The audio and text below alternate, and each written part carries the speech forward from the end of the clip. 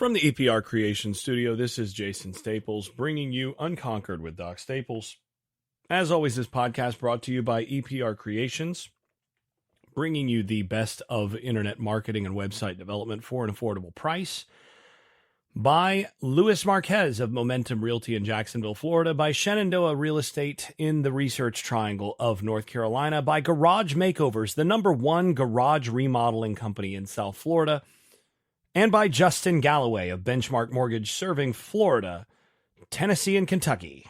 If you are in one of those states and you want to buy a house and you're not going with Justin Galloway, oh, baby, what is you doing? Speaking of that, speaking of what are you doing, here's we're going to talk retrospective. We're going to go through the second/third/fourth watch notes of this game that I have subjected myself to now, 4 times as I've gone through to assess what happened in this game. And I'm going to try to break that down here. Yeah, there's a few summaries here. Now, first of all, I do think that this was Mike Norvell's worst coached game since Jacksonville State. When I finished watching the game, and you probably could gather this from the post-game hot takes, I was really displeased just in general with the approach that the coaching staff brought into this game. I thought they came in feeling like they were going to be able to run the football kind of at will against a Georgia Tech defense that was very gettable against the run, one of the worst against the run in the country last year. And then as a consequence, they really weren't prepared to have counters in place and to, go to some other stuff once Georgia Tech proved to be up to the challenge in some of those areas. And they just did not make those adjustments in time. And I was especially kind of, look, I'm not as invested in the success of a team as I would be if I were coaching or whatever, but thinking as a coach, I would have been furious with myself if on evaluating that game, I'd gotten to the end and said, man, when I finally asked DJ Uiagalelei to make plays in the short and intermediate area to, put me in a chance to potentially win the game, he made all those plays. He made those key throws on 4th down. He did those things that you asked him to do. And I could have asked him to do that earlier. I would have been upset with myself that we didn't do that. I would have been upset with my coach if there was a coordinator or a head coach who had kept us from doing that. I would have been upset about that. So, it's kind of how I felt about this. I thought it was a bit of a disrespectful game plan in that respect, offensively. And, I think they also did not do DJ Uiagalelei a lot of favors in terms of not asking him to throw the football against just clear one-on-one coverage on some very easy type things, slants and glance routes and things like that would have given them some opportunities when Georgia Tech was coming downhill hard against the run. I also think, and I mentioned this in the film review that's up on YouTube. It took a little while to upload that, but it is what it is. I mentioned on that I also think that they made a mistake by having the default RPO on their counter to the single receiver side. To have that default RPO be a hitch route, I think was a mistake. There are times in certain opponents where the default RPO there is a glance route, and against this Georgia Tech defense, the way that they did things with that front side safety on that, or I guess it's the backside safety on that single receiver side, with how that safety kept coming down hard, I really would have wanted to see a glance route there. That's your 5-step slant. Sometimes you can run it with 3 steps, but that's your inside sort of a little bit deeper breaking slant. And it's an easy throw for quarterbacks, and it's a throw that can very quickly turn into big plays much more easily than a hitch route, and it's a more dangerous throw. Or it's a more dangerous play for the defense. It's an easier throw for the quarterback, and it's a big play type throw. Harder to cover for defenses generally. I would have wanted to see that. I didn't see that, and that's one of those things that, again, I think they could have done better. All that said, in my reevaluation of this, I still think some of those things, I still think they could have gone to some of those glance routes instead of hitch routes early on. I would have adjusted that. I still think they went to the well too many times on the counter, which was not a good play for them in this game. And it hasn't really been a play they've run well in a while. I don't know what it is, but they've not read it well from the puller's perspective. They've not handled teams who've just sold out to spill it. Everybody knows Florida State has really, gone with a lot of bread and butter, or has gone with the counter as their base play in the run game for a while. Everybody knows that. Everybody prepares hard for it. And I don't think FSU's done a great job of countering some of that really since the LSU game last year. In the second half of the LSU game, they managed to adjust on that and hit counter a few times in that game, but they haven't done a great job blocking that play up and being consistent with that the way that you'd like in a while. And they stuck with it in this game past, I think, when they should have. And honestly, this is where I think, Mike Norvell in the past has run his offense with inside zone being the primary base play. Sort of the default first down, neutral down call being inside zone rather than counter. And I'm of the view right now where I think inside zone and, Oakland G, outside zone G, where you've got the guard pulling and the tackle coming down. I'm of the view that going to inside zone and the G play, or down, as some people like to call it, so down G, going with those two as your defaults and then bringing counter in a little bit less often, I think that might be the better situation for this team, especially given the situation at offensive guard, where I think their guards can be maulers moving forward on inside zone and give them some opportunities. I think this could be a good duo team with the offensive line that they have. And I think they need to assess whether or not they really can be a counter team the way that they want to be. That to me is sort of the next step here. They're going to have to assess that, because either they make the corrections and they figure out how to get these guys coached up to make the right reads and all of that running counter, or they don't. And if they don't, they need to have something else be their bread and butter and their identity, because that's not going to cut it. But all that said, I came out of the fourth watch or fifth watch of this game feeling a little bit better about some things. I mean, I was less convinced that, quite as much was just on the way that they called the game and some of those things as I was initially. And, there are a few things that stood out. Number one is this game was, as I mentioned in the post game, this was only 7 drives for each team. And they scored on 4 of the 7 offensively. They just kicked 2 field goals, didn't finish drives. And they moved it really on all but one of them. Found ways to move the football. So, they're not that far off. Not as far off as what it might seem. And the other thing is, in a 7-drive game, you don't get many opportunities to make adjustments. Because, 4 drives in and you're like, okay, we scored really well on the first one. Sort of stalled out after doing a couple things right, after doing several things right and doing some things that look good on the second one. Stalled out a little bit. Things are okay. We're getting there. We're just, game of inches kind of thing. And then all of a sudden, the game's almost over. And you're like, we got 3 drives, maybe 4 drives left. And you just run out of time to adjust on some things. And I thought on the final drive, they finally started making those adjustments. And if this game goes 9-10 drives, I think they win that game. But it didn't. So that's one thing to consider there. And then you take along with that this game, if anything else, this game I would say more than anything else, this game was a game where this team missed the opportunities to go out and win this game. They pick up that fumble in the backfield where they had 3 guys get their hands on it and none of them came up with it.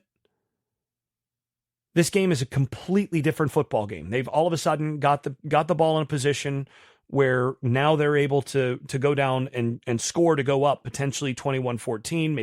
Maybe they stall and go up 17-14. It's a different ball game at that point. And instead, Georgia Tech gets a 3rd down conversion on the next play and goes down and scores and changes the football game. Fumble, not recovering that fumble in the backfield, completely a huge play.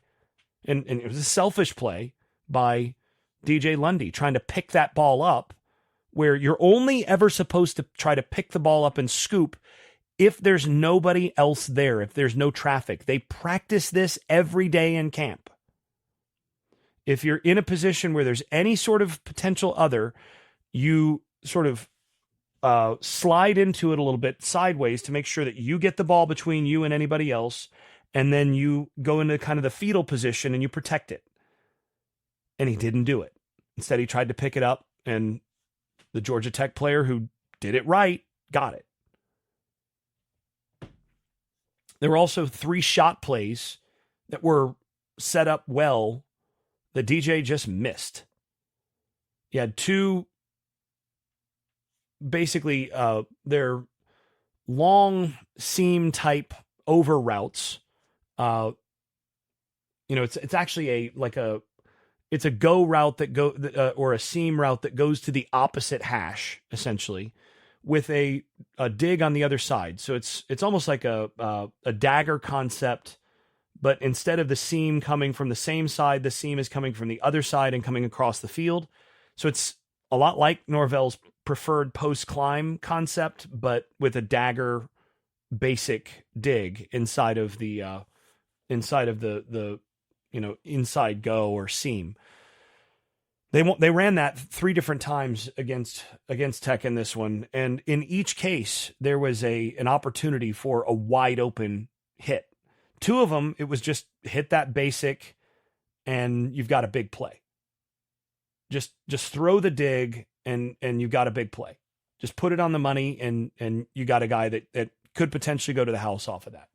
And on the 3rd one, you had an opportunity where if you just lay it out to Ja'Kai Douglas, if you just lay it out to the opposite field front pylon and you just put air under it, it also probably scores. Because there's nobody over there. And instead he tried to put it and hum it in there on a rope and underthrew it. It's just a bad decision, bad way to throw that.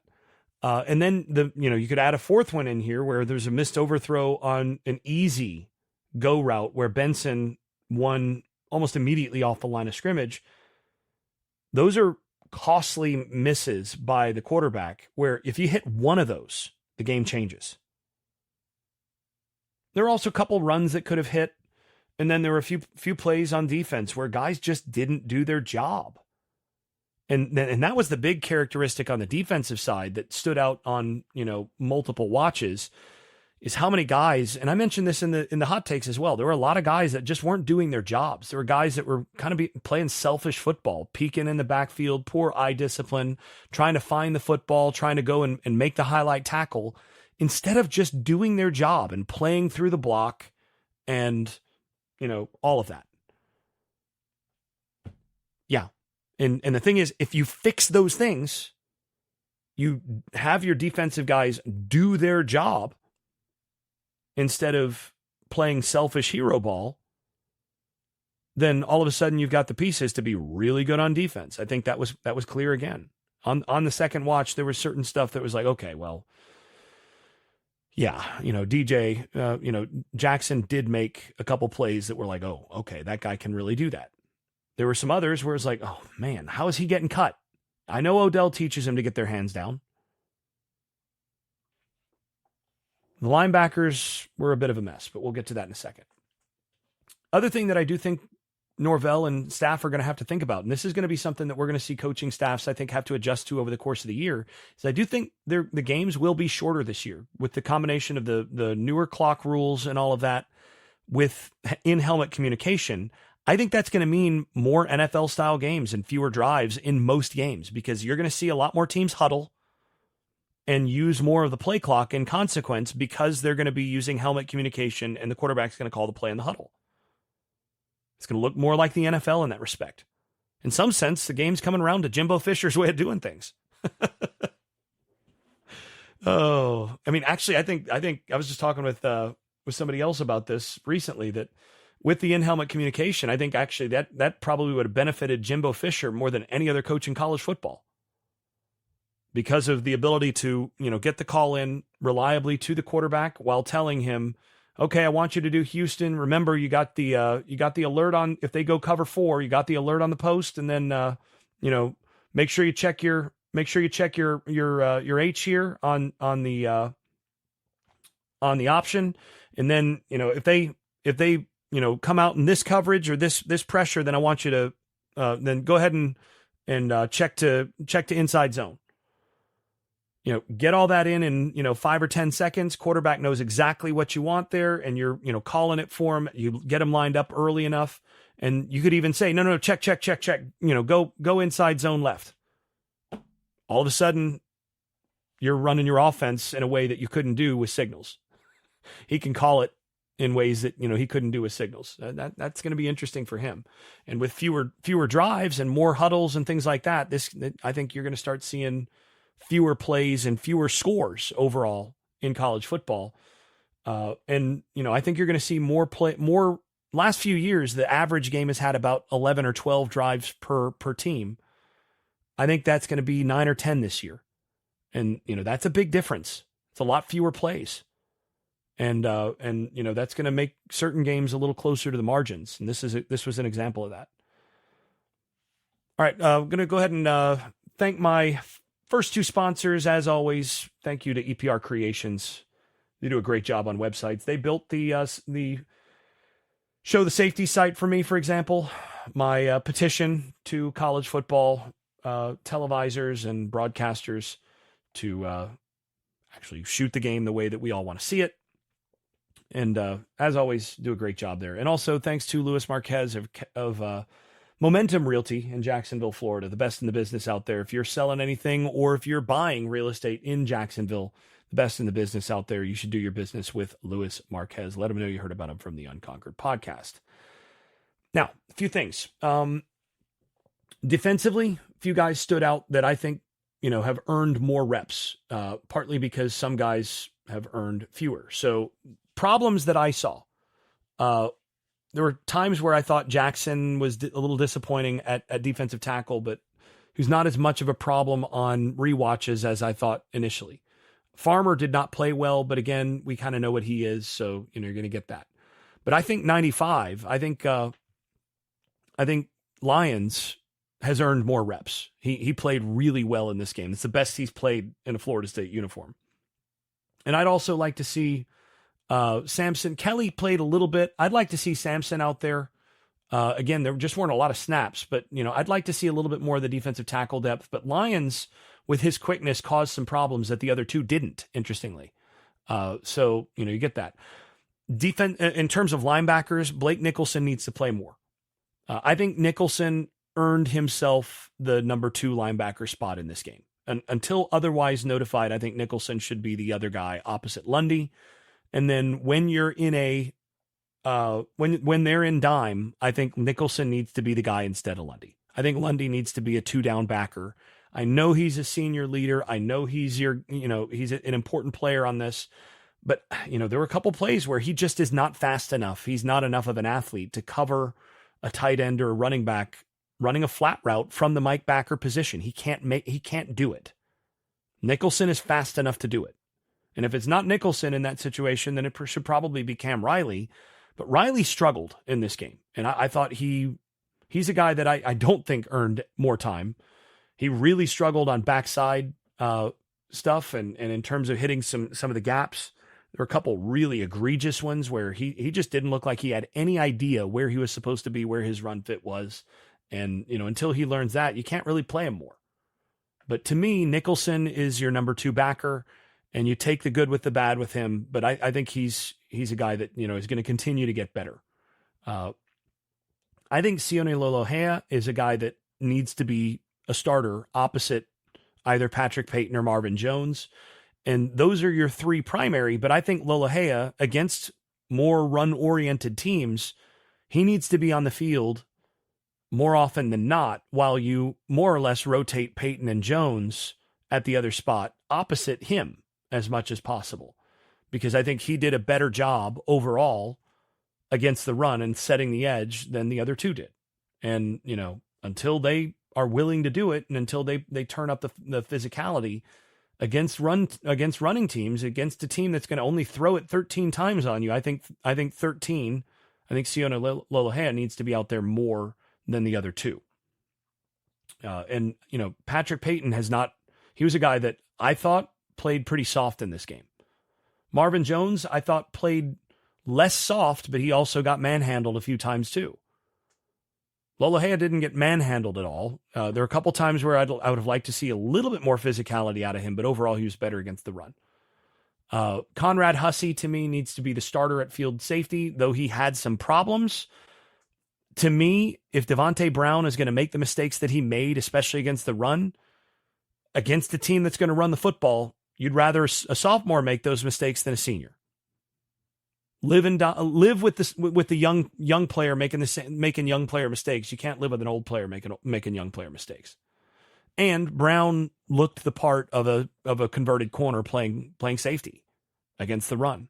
Now, against teams that want to spread you and throw a bunch against you, maybe those are the games where you start Devontae Brown.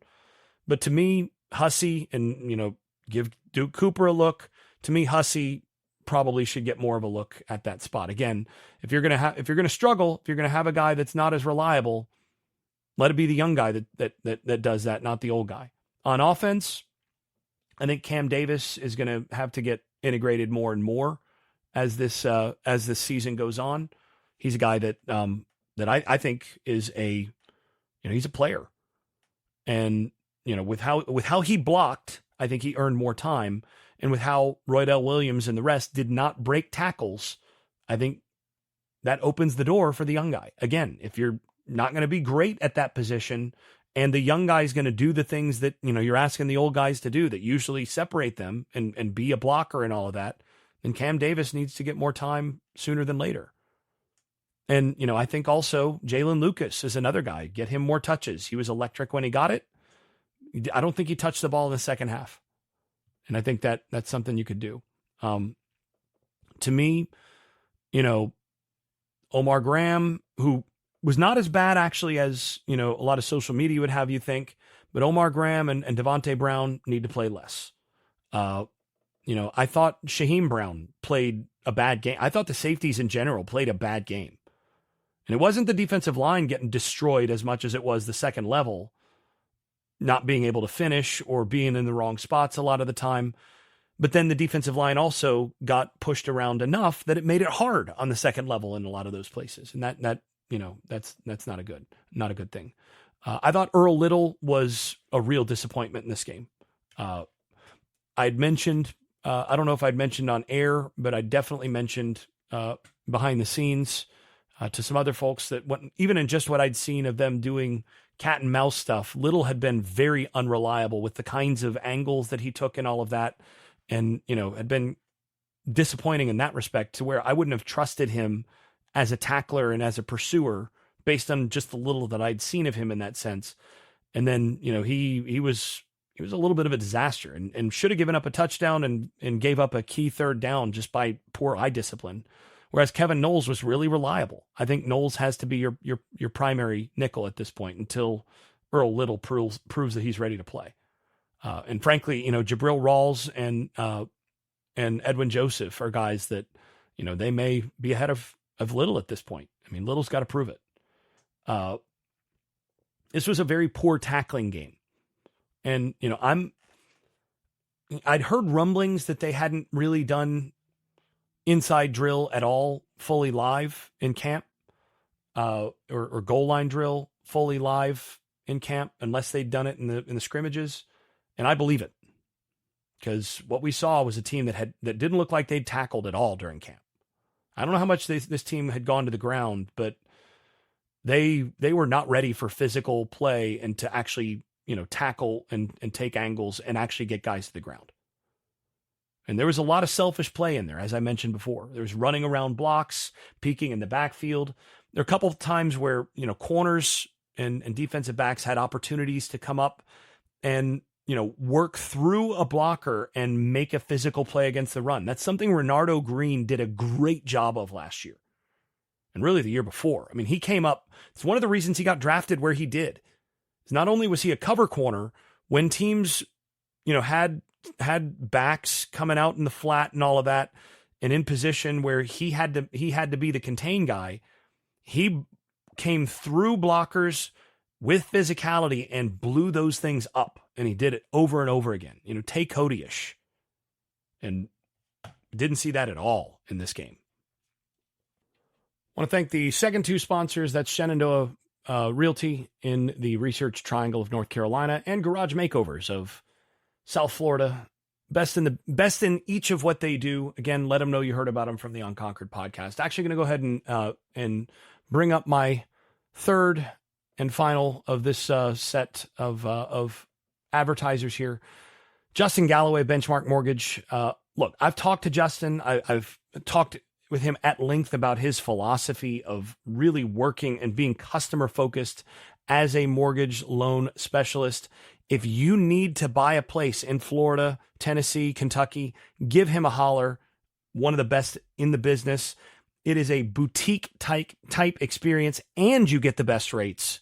He'll make sure that you are taken care of, and that all of the arcane stuff that makes buying a home hard or just unpleasant is the sort of stuff that he and his team specialize in and making better. Let him know you heard about him from the Unconquered podcast. All right.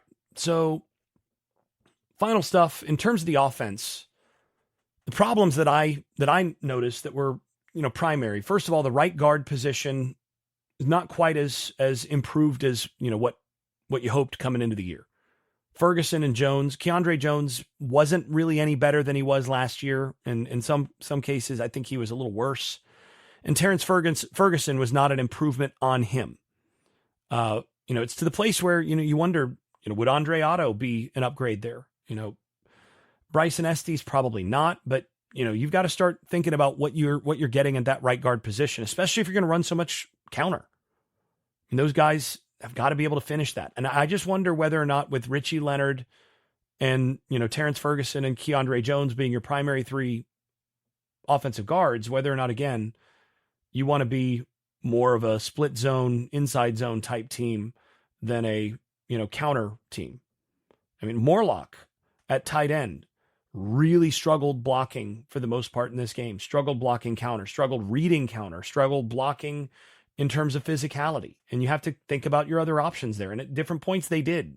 Courtney came in and he did it right more than once, a couple times, and looked a little bit promising. And then final drive, he missed it on a couple of them.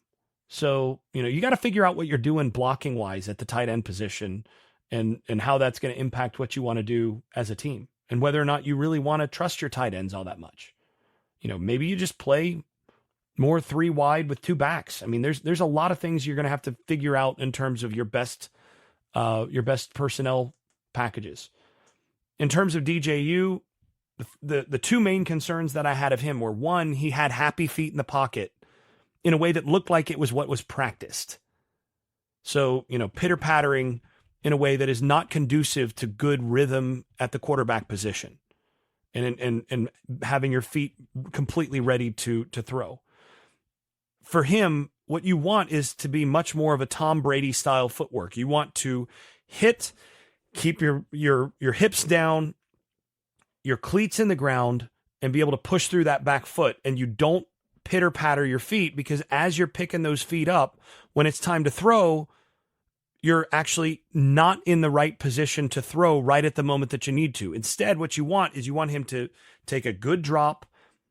If it's there in rhythm, then he takes it with the, that back step of the drop and drive through that back foot, cleats all in the ground. Boom. If not that, then you hitch and slide, throw on that hitch. And then if that's not there, then your third hitch is your third option. And if that's not there, you take off. You want him to do that, not pitter patter in the pocket and kind of try to scan. And it seems to me like his feet are not connected to his eyes, which is not good. And I think that's part of why he struggled to see the middle of the field. With that dagger concept that they ran, you got to hit that basic when it's there. And that should be money. That's one of the easiest intermediate throws for a quarterback. And for a guy who throws it as well as he does, in terms of being able to throw throw a ball through a wall and throw a ball on a line, that's a throw that's made for him. And for him not to see the middle of the field there, where they're emptying the toilet, as I tell my quarterbacks, when you get those linebackers coming downhill and blitzing and all of that, you just throw right behind him.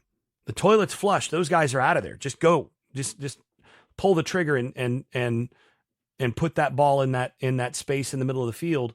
He's got to see that, and I'm not sure why he didn't. But this is where the gap between week 0 and week 1 could be the best you got. And I do wonder. I mean, 2 years ago, they had the advantage of a week 0 game before they played LSU. And I'm not sure they beat that LSU team if they don't get that week 0 game. This was a game where they were pretty rough, kind of like they were 2 years ago in that first game where they didn't execute that great in that first game. Last year was a veteran team with a lot more pieces that were returning, and they executed straight out the gate in game 1 better than what we saw here. You wonder how much they'll be able to improve from week 0 to week 1. Like I said, play calling, they're going to have to decide whether or not they can actually be the identity that they thought they would be in terms of running as much counter as your base, or whether they need to become more of a zone team, more of some other types of diverse run game stuff. I think they need to be more diverse in their run game in terms of how they're going to call it, because of how teams sell out against the counter against them, and because they're not really doing a great job of handling it when teams do. And then they're going to have to figure out, are they going to find guys that are going to break tackles? You got a really good backfield. Are you going to break tackles?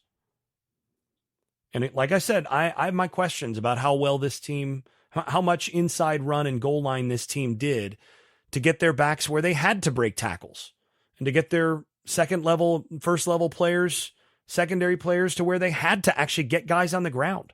Looked to me like this was a team that backs had not been taken to the ground, and guys on defense had not taken guys to the ground all that much. And I think that they paid for that. Georgia Tech looked like a team that had played to the ground a good bit. That was a tough football team. And Florida State right now, one of the concerns you got after watching this one is there's some guys that pretty easy to put the soft tag on right now. This team's got to prove they're not soft. And if I'm Mike Norvell, that's what I'm calling out. That's what I'm spending my time on the next week and a half is, calling that into question. How soft are you guys? Because what I saw was soft. We'll see. But that'll do it for us here. We are not soft. We're recording well into the night, deep into the actually early morning, and got to teach in the morning, so I got to go ahead and wrap here. This has been Unconquered with Doc Staples. I'm Doc Staples. Thanks for listening. If you've been enjoying this podcast, please leave a 5-star rating over at Apple Podcasts and wherever else you listen to podcasts. Post and repost episodes on social media, and tell a friend. And if you haven't left a review in a while, do it again. It really does help the visibility of the podcast. Before we go, I'd also like to thank my advertising partners once more. That's EPR Creations, Louis Marquez of Keller Williams Realty in Jacksonville, Florida, Shenandoah Real Estate in the Research Triangle of North Carolina, Garage Makeovers, the #1 garage remodeling company in South Florida, and Justin Galloway of Benchmark Mortgage, serving Florida, Alabama, Tennessee, and Kentucky. You can also stop by the Unconquered shop at unconqueredpodcast.com, where you can buy stickers, pins, magnets, t-shirts, and other swag. And thanks also to all those supporters over at Patreon, where I post video analysis and field questions for the podcast.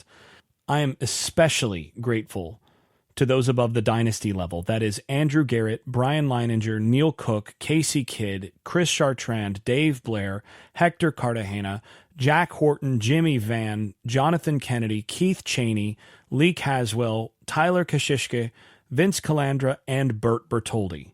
You all are far more generous than I deserve. I'm really grateful. Thanks to you all. This has been Unconquered with Doc Staples. I'm your host, Jason Staples. Thanks for listening and thanks for your support. I made this.